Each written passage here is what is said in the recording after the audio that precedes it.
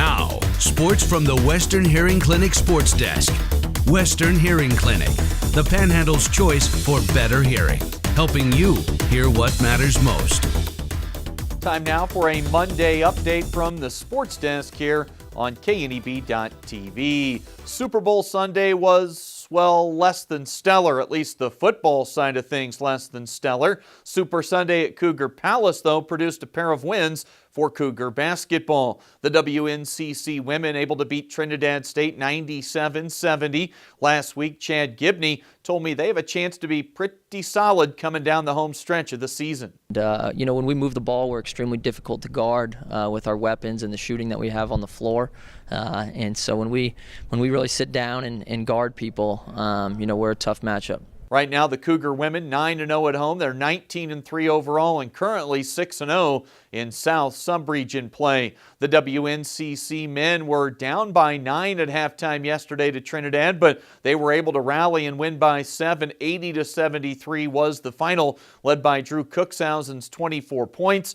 Gervais Green finished with 17. The Cougars have just the one South Sub-Region loss to North Platte. Overall record at 17-6. Early week action for both Cougar basketball teams this week on the road tomorrow at McCook Community College. WNCC softball. You heard me right, softball. That's an outdoor sport. It's starting up here this week for the Lady Cougars. This season gets underway on the road with games taking place down in Texas. They'll actually open with 20 straight away from Volunteer Field here in town, their home stadium, before a March 6th home opener finally hits the calendar.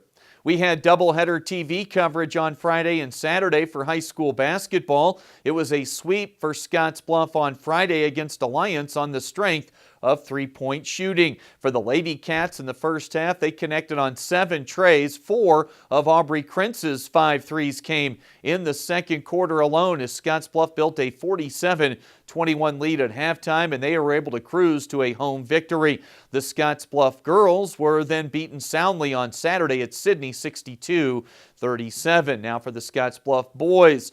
More long-range bombing early Friday at home against Alliance. Harold Baez got the start in place of Jack Darnell, who's banged up. Baez able to hit 2 early threes. Sebastian Harsh knocked down a couple of key shots from deep in the third and fourth quarters as Scottsbluff was able to get a key district win over Alliance 59-54.